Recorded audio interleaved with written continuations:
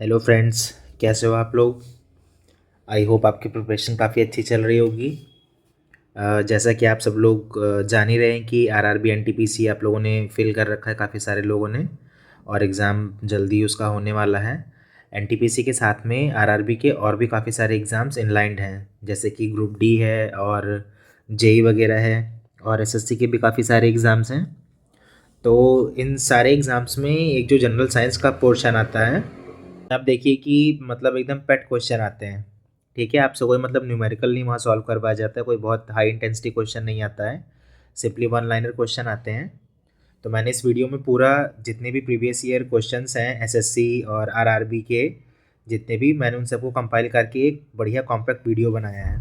ठीक है, अगर ये वीडियो आप देखेंगे तो ये पूरा आपका इसमें जितनी भी आपकी जनरल साइंस है, फिजिक्स केमिस्ट्री और बायो, वो सारी की सारी इसमें आपकी कवर हो जाएगी। तो चलिए सबसे पहले स्टार्ट करते हैं। तो चलिए सबसे पहले हम फिजिक्स का एक क्वेश्चन देखते हैं, नॉइस का। इसमें देखिए सबसे पहला क्वेश्चन क्या है, नॉइस इज मेजर्ड इन। तो नॉइस को मेजर करने की जो एसआई यूनिट होती है वो क्या होती है, डेसिबल। ठीक है, उसे हम क्या बोलते हैं, डॉप्सन। ठीक है, ये किसकी होती है जरा कमेंट सेक्शन में बताना आप लोग। ठीक है, SI unit of intensity of sound is, ये क्या है, वाट पर मीटर स्क्वायर, या इसको हम इस तरह से लिख सकते हैं, वाट पर मीटर स्क्वायर। ठीक है, next one is the fundamental unit of amount of substance, इसे हम बोलते हैं मोल। ठीक है, ये मोल वो छछूंदर वाला मोल मत समझ लेना, ये केमिस्ट्री वाला मोल है। ठीक है, कौन सा मोल है, केमिस्ट्री वाला मोल है। और जो केमिस्ट्री, जिन्होंने 11th 12th तक केमिस्ट्री पढ़ी है उनको पता होगा कि मोल क्या होता है। उसके बाद नेक्स्ट क्वेश्चन है, so next one liner is angstrom is a unit of measurement of. Angstrom किस में किस चीज़ की मेजरमेंट यूनिट है, तो वो है हमारी लेंथ की। ये बताना कमेंट सेक्शन में कि 1 metre is equal to how many angstrom. ठीक है, ये कन्वर्जन यूनिट कन्वर्जन आपको पता होना चाहिए। उसके बाद नेक्स्ट वन लाइनर है, the SI unit of electric charge is coulomb. ठीक है, एज इट इज इसको रटते चले जाओ। एसआई यूनिट क्या है इलेक्ट्रिक चार्ज का, कूलम। नेक्स्ट है, 1 pascal is equal to, 1 pascal के, अच्छा पास्कल होता क्या है, क्यों वो यूज़ करते हैं इसको। तो पास्कल जनरली मैं आपको बता दूं कि पास्कल जो होता है वो प्रेशर को मेज़र करने का यूनिट होता है। ठीक है, और प्रेशर को मेज़र करने की एसआई यूनिट पास्कल होती है। और ये 1 पास्कल कितना होता है, 1 न्यूटन पर मीटर स्क्वायर। इसको ऐसे लिखते हैं, न्यूटन पर मीटर स्क्वायर। अब जनरल मतलब लाइफ में आपको ये चीज़ देखने को नहीं मिलती है, क्योंकि वहाँ पे हम दूसरी यूनिट यूज़ करते हैं, वो थोड़ी सी कंपेटिबल होती है इसलिए। मगर हमेशा याद रखना, प्रेशर की जो एसआई यूनिट है वो क्या है, pascal. And 1 pascal is equal to 1 newton per metre square. ठीक है, नेक्स्ट वाला देखिए वही आ गया, the SI unit of pressure is क्या है, पास्कल है। उसके बाद है, dioptre is the unit of power of lens. आप लोगों ने देखा होगा जब आप लोग जिनकी आंखें किसी वजह से, जिनकी पावर ऊपर नीचे हो गई है, प्लस माइनस हो गई है, वो लोग जब डॉक्टर के पास अपना जाते हो आई चेकअप करवाने, तो वो आपके प्रिस्क्रिप्शन पे क्या लिख के देता है कि आपको +2.5D का पावर है, आपको -4D का पावर है। ठीक है, तो ये जो डी लिखता है ना, ये डी डायप्टर ही होता है। ठीक है, ये क्या होता है, डायप्टर होता है, और ये क्या होता है, पावर ऑफ लेंस होता है। ठीक है, तो डायप्टर क्या हो गया, पावर ऑफ लेंस की एसआई यूनिट। उसके बाद है, physical quantity measure in siemens is, siemens siemens कुछ भी बोल लीजिए इसे। ये क्या होता है, इलेक्ट्रिक कंडक्टेंस। ठीक है, अब इस नाम से आप लोग काफ़ी सारे लोग इससे फैमिलियर हो गए। इस नाम से कंपनी भी है, और वो कंपनी क्या बनाती है, काफ़ी सारे मेडिकल इक्विपमेंट्स बनाती है, जैसे MRI machine, CT scan machine. ठीक है, वो उस कंपनी ने इसी नाम का पेटेंट लेके रखा हुआ है। तो जो साइमंस है, ये जो सीमंस है, वो किसका वो है, मतलब इसमें हम क्या मेज़र करते हैं, इलेक्ट्रिकल कंडक्टेंस को मेज़र करते हैं। ठीक है, next one is, mho is the unit of conductance. ठीक है, एक होता है कंडक्टेंस और एक होता है रेजिस्टेंस। ठीक है, एक क्या होता है, रेजिस्टेंस। तो रेजिस्टेंस का क्या होता है, ओम, और कंडक्टेंस जो है वो रेजिस्टेंस का ठीक उल्टा है। ठीक है, तो इसीलिए इसको हम क्या लिखते हैं, MHO, MHO। तो अगर रेजिस्टेंस का पूछेगा तो ओम, ठीक है, और अगर कंडक्टेंस का पूछेगा जो उसका अपोजिट है तो MHO। उसके बाद next one is the unit of physical quantity jerk. जो जर्क है उसकी यूनिट क्या होती है, सिंपली याद कर लो, ज़्यादा मतलब डीप में घुसने की ज़रूरत नहीं है, एज इट इज़ याद कर लो, मीटर पर सेकेंड क्यूब, मीटर पर सेकेंड क्यूब, ये इसकी यूनिट होती है जर्क की, ठीक है। Next one is the unit of physical quantity magnetic flux is. Magnetic flux किस में मेजर करते हैं, वेबर में, और ये किसके नाम पे दिया गया है, साइंटिस्ट के नाम पे दिया गया है जिन्होंने मैग्नेटिक फ्लक्स डिस्कवर किया था। देखिए कितनी बार ये क्वेश्चन रिपीट हुआ है। उसके बाद नेक्स्ट है the unit of physical quantity magnetic field intensity is. जो मैग्नेटिक फील्ड इंटेंसिटी होती है, सपोज ये कोई प्लेन है और यहाँ से कितनी ज़्यादा मैग्नेटिक फील्ड पास हो रही है, ठीक है, कितनी अमाउंट में मैग्नेटिक फील्ड यहाँ से पास हो रही है, उसको हम किस में मेजर करेंगे, न्यूटन पर एम्पियर मीटर, न्यूटन पर एम्पियर मीटर। ये है इसका क्या मतलब नोटेशन, मैग्नेटिक फ्लक्स को हम किस में मेजर करते हैं, न्यूटन पर एम्पियर मीटर में। नेक्स्ट है the unit of measurement of magnetic field strength, Tesla. एक भी डेली लाइफ में कहाँ देखने को मिलती है, आप लोग सीटी स्कैन करवाने जाते हो, सॉरी MRI करवाने जाते हो, वहाँ पे वो जो भी उनका एडवर्टाइजमेंट होता है उसमें क्या लिख के रखते हैं, वो 2T MRI 3T MRI, तो वो 2T 3T क्या होता है, वो 2 टेस्ला 3 टेस्ला होता है, ठीक है।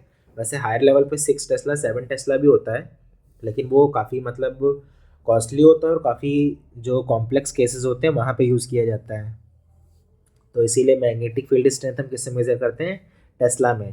Higher the tesla higher the clarity of the film, whatever जो हमें फिल्म मिलती है, जो हमें वो जो ग्राम मिलता है जिस पे हमारी इमेजिंग होती है, वो बहुत क्लियर होगी, जितना हायर टेस्ला होगा उतनी वो क्लियर होगी, ठीक है। तो मैग्नेटिक फील्ड इंटेंसिटी किस में मेजर करेंगे, न्यूटन पर एम्पियर मीटर में, और मैग्नेटिक फील्ड की स्ट्रेंथ तो किस में मेजर करेंगे, टेस्ला में, और ये भी किसके नाम पे दिया गया है, साइंटिस्ट सर निकोला टेस्ला, ठीक है। एसी में सबसे बड़ा जो भी डिस्कवरी और आज के डेट में एसी हम यूज़ कर रहे हैं वो किसने दिया हमें, सर निकोला टेस्ला ने।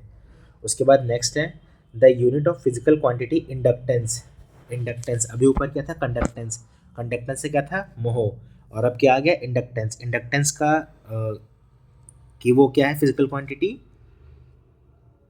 हेनरी। ये किसके नाम पे है, ये भी साइंटिस्ट के नाम पे है, मतलब जिन्होंने भी इसको डिस्कवर किया उनके नाम पे ही हम इसे आगे उनके ऑनर में कंटिन्यू कर रहे हैं, ठीक है। Next one is the unit of physical quantity stress. Stress को किस में मेजर कर रहे हैं, फिर से पास्कल में, ठीक है। यंग्स मॉड्यूलस किस में मेजर कर रहे हैं, पास्कल में, ठीक है।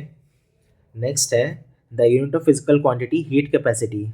हीट कैपेसिटी ये 11th में थर्मोडायनेमिक्स में था, तो जो हीट कैपेसिटी है उसको हम किससे मेजर करते हैं, जूल पर केजी केल्विन में। इसको ऐसे लिखते हैं जूल पर केजी और कैपिटल के, ठीक है, जूल पर केजी केल्विन। ये हमारा क्या हो गया, हीट कैपेसिटी, ठीक है। उसके बाद नेक्स्ट है हमारा the unit of physical quantity capacitance. Capacitance किससे मेजर करते हैं हम, फराडे में, ठीक है। ये किसके नाम पे, ये भी साइंटिस्ट के नाम पे है। कैपेसिटेंस, कैपेसिटेंस कहाँ हम किस चीज़ में देखने को मिलता है, कंडक्टर में, वो सॉरी कैपेसिटर में। जो कैपेसिटर्स होते हैं उनकी जो वो होती है, मतलब उनको हम किस चीज़ में मेज़र करते हैं, हम शॉप पे जाके किस चीज़ में मांगते हैं, तो हम उसे हम बोलते हैं माइक्रो फैरेड का कैपेसिटर दे दो, ठीक है। वहाँ हम क्या बोलते हैं, म्यू एफ का कैपेसिटर दे दीजिए हमें। मतलब शॉप वाले जनरली ये बात समझते नहीं हैं क्योंकि वो ज़्यादा पढ़े लिखे होते हैं, लेकिन वहाँ पे जो यूनिट यूज़ होती है वो क्या होती है, माइक्रो फैरेड। क्योंकि फैरेड अगर आपने डिटेल में पढ़ा है 11th क्लास में तो आपको पता होगा एक फैरेड इतना ज़्यादा चार्ज हो जाएगा कि उसे स्टोर करना पॉसिबल नहीं है। मतलब पॉसिबल तो है स्टोर करना, लेकिन वो काफ़ी ज़्यादा मतलब अनसेफ हो जाता है, ठीक है, और वो हाई उसमें यूज़ होता है। इसीलिए इसकी हम छोटी यूनिट यूज़ करते हैं, क्या यूज़ करते हैं, माइक्रो फैरेड, ठीक है। और हाँ, अब कमेंट सेक्शन में मुझे ये फिर बताना 1 metre is equal to how many micrometre, ठीक है। ये यूनिट कन्वर्जन बहुत ज़रूरी है। एग्जाम में क्वेश्चन आपको एक यूनिट में दिया होगा, ऑप्शन दूसरे यूनिट में दिया होगा, आप वहाँ फंस जाओगे। इसीलिए यूनिट कन्वर्जन सीख लो। अगर नहीं आ रहा है तो कमेंट सेक्शन में बताना, एक छोटा सा वीडियो यूनिट कन्वर्जन पे बना के मैं डाल दूंगा। अगला है यूनिट ऑफ इम्पीडेंस। इम्पीडेंस क्या होता है? ये भी एक टाइप का रेजिस्टेंस ही है, और रेजिस्टेंस है तो ऑब्वियसली हम उसे किस में मेजर करेंगे? ओम में मेजर करेंगे। रेजिस्टेंस का उल्टा क्या था? कंडक्टेंस। तो ओम का उल्टा क्या हम यूज़ करेंगे? महो यूज़ करेंगे। ठीक है। यूनिट ऑफ इलेक्ट्रिकल रेजिस्टेंस ओम, ये रिपीट हो गया। उसके बाद है the unit of physical quantity radio activity. ये बहुत इंपॉर्टेंट है और ये मेरा फेवरेट है। इसे हम किससे मेजर करते हैं? बैक्यूरेल में। ठीक है, किसमें? बैक्यूरेल। और ये किसके नाम पे? ये भी साइंटिस्ट के ही नाम पे है, जिन्होंने radio activity first time discover की थी। और कितना मतलब उसकी इंटेंसिटी होती है, कितना उसका मैग्नीट्यूड होता है, उन्होंने इसको फर्स्ट टाइम फिगर आउट किया था।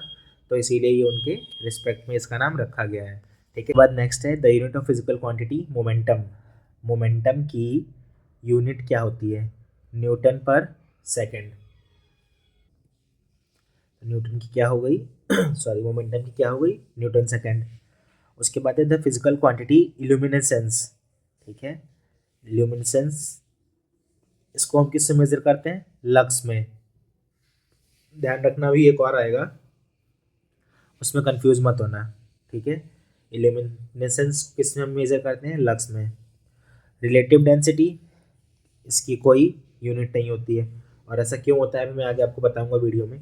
जब हम किसी भी चीज़ को रिलेटिव टर्म में यूज़ करते हैं तो हम कभी भी उसकी एसआई यूनिट निकाल नहीं सकते हैं। एसआई यूनिट हमेशा उस चीज़ की होगी जो अपने आप में एब्सोल्यूट होगा। ठीक है। आप ये सोच के एग्जांपल, एक आपको मैं जनरल एग्जांपल देता हूँ। सपोज दो लोग हैं, एक है ए और एक है बी। ए के पास 50 रुपये हैं, बी के पास 10 रुपये हैं। ठीक है। ये दोनों एक आइसोलेट, मतलब एक ऐसे इन्वायरमेंट में है जहाँ पे इनके अलावा कोई भी नहीं है। तो आप क्या बोलोगे? ए ज़्यादा अमीर है विद रिस्पेक्ट टू बी। समझ में आ रहा है ना? अभी अगर इसी इन्वायरमेंट में अगर एक सी आ जाए, उसके पास 100 रुपये हो, तो क्या आप ये बोल सकते हो कि ए, बी और सी दोनों से ज़्यादा अमीर है? नहीं बोल सकते हो। आप ये बोलोगे A is rich than B, क्योंकि ए जो है वो सिर्फ बी के रिस्पेक्ट में ज़्यादा अमीर है, उसके पास ज़्यादा पैसे हैं, सी के उसमें नहीं है। तो ये क्या हुआ? ये एब्सोल्यूट वैल्यू नहीं हुई।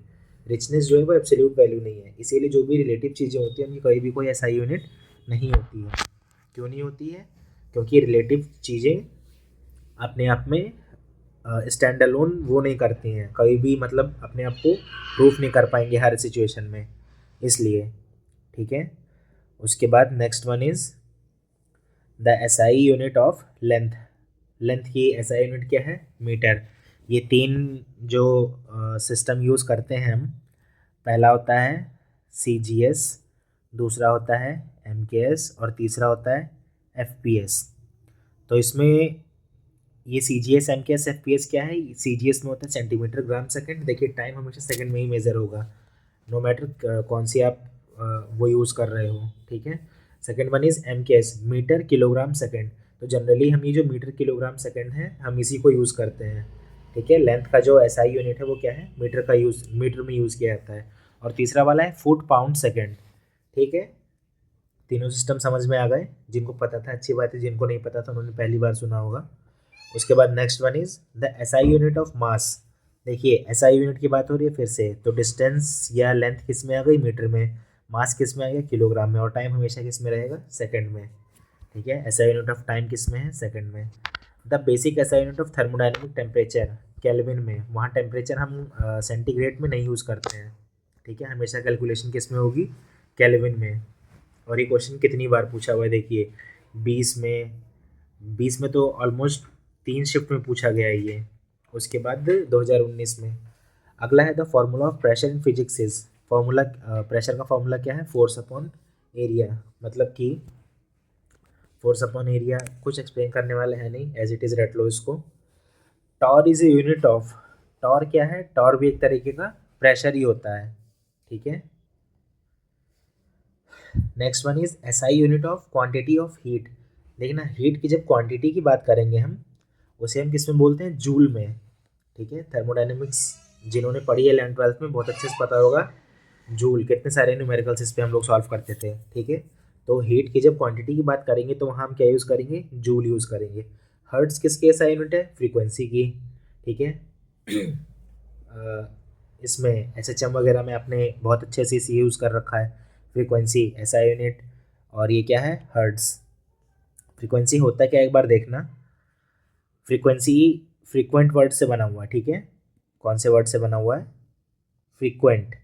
फ्रीक्वेंट का मतलब बार बार सेम चीज़ का रिपीट होना, ठीक है। तो फ्रीक्वेंसी कैसे मेज़र करते हैं, एक हाफ अपर साइकिल, एक हाफ लोअर साइकिल। ये क्या हो गई, हाफ अपर साइकिल, और ये क्या हो गई, हाफ लोअर साइकिल। ये दोनों साइकिल्स को जब आप मिलाओगे, ठीक है, इसको मैं अलग से आपको दिखा दूँ, जब इसको आप मिलाओगे तो क्या बनेगा, एक कंप्लीट साइकिल बनेगी, एक कंप्लीट सर्कल बनता है, इसीलिए हम इसको बोलते हैं कंप्लीट साइकिल। तो एक सेकंड में किसी भी वेव की ये कितनी साइकिल्स बनती हैं, सपोज एक वेव है ए और एक वेव है बी, ठीक है। इसकी एक सेकंड में साइकिल बन रही है दो, ठीक है। टाइम आपके पास कितना है, 1 सेकेंड। यहाँ टाइम कितना है आपके पास, 2 सेकेंड्स। इसकी वेव बन रही है एक सेकंड में 4। तो आप ऑब्वियस सी बात है कि ए की फ्रीक्वेंसी ज़्यादा हुई या बी की, आप समझ में आ रहा है फ्रीक्वेंसी क्या है, तो बी की फ्रीक्वेंसी ज़्यादा है। इसीलिए जितनी भी फिजिक्स में जो लोग जिन्होंने हायर लेवल फिजिक्स पढ़ी है, यूजी पीजी किया है, उनको पता होगा फ्रीक्वेंसी कितना इंपॉर्टेंट टर्म है, ठीक है। और जितनी भी हम एनर्जी की बात करते हैं वो सारी फ्रीक्वेंसी में करते हैं, जितनी ज़्यादा फ्रीक्वेंसी उतनी हार्मफुल वेव, ठीक है, समझ में आया। तो हर्ट्ज किसकी है, ऐसा यूनिट फ्रीक्वेंसी की। एक सेकेंड, उसके बाद the equivalent of coulomb per second is ampere.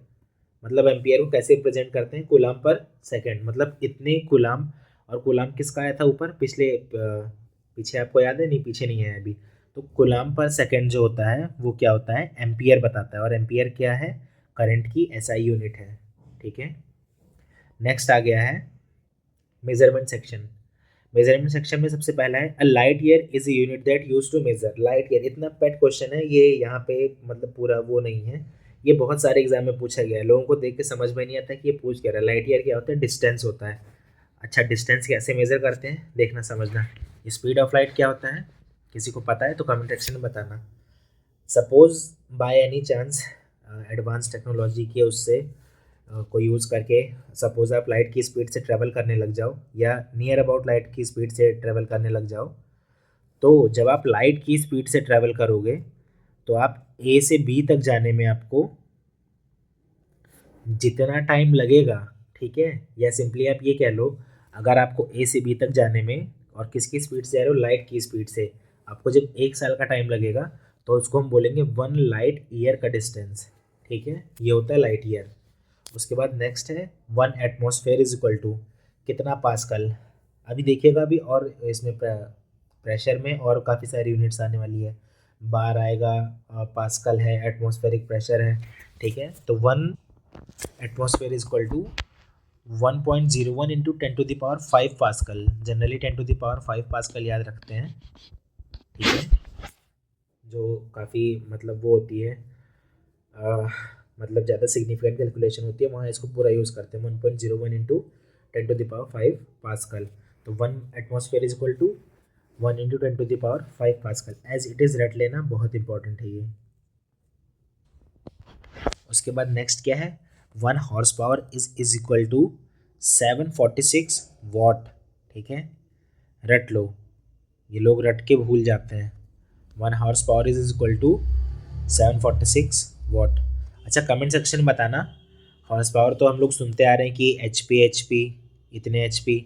एक होता है बिग हॉर्स पावर, ठीक है, क्या होता है big horse power, 1 bhp is equal to how many watts. ये कमेंट सेक्शन में बताना आप लोग मुझे, ठीक है। अब उसी को दोबारा पूछा हुआ है पलट के किस तरह, 746 watt is called 1 horse power, ठीक है। 1 dioptre is equal to 1 metre, मतलब मीटर इनवर्स है, इसको एक्चुअली इस तरह से लिखते हैं, ये metre equal to in micron. देखिए ये मैंने बोला था अभी कन्वर्जन बताना, और यहाँ पूछ लिया माइक्रोन, ये जो माइक्रोमीटर की मैं बात कर रहा था, म्यू की बात कर रहा था, ये उसी की बात कर रहा है। तो 1 मीटर में 10⁶ माइक्रोन होता है। साउंड पॉल्यूशन, साउंड किस में मेजर करते हैं हम, डेसिबल में, ठीक है।